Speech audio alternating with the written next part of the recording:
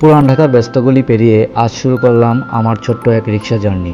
জায়গাটা হলো নাজিরা বাজার, যেখানে ইতিহাস, খাবারের গ্রান আর মানুষের কোলাহল সব একসাথে মিশে আছে। রিক্সায় বসতেই ধীরে ধীরে এগিয়ে চললাম গুলিস্তানের দিকে।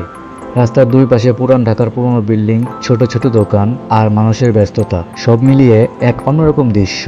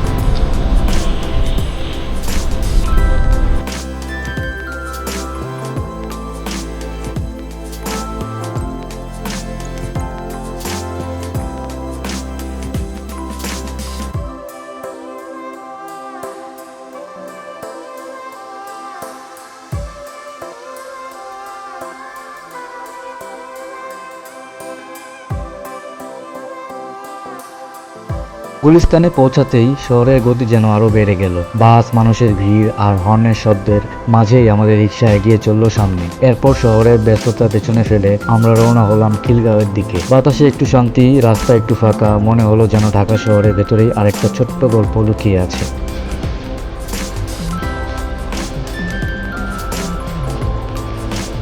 তো নাজিরা বাজার থেকে গুলিস্তান হয়ে খিলগাঁও এই ছোট্ট রিক্সা যাত্রা আমাকে আবার মনে করিয়ে দিল ঢাকা শহর শুধু ব্যস্ততা না, এই শহর ভরা হাজারো গল্প আর অনুভূতিতে।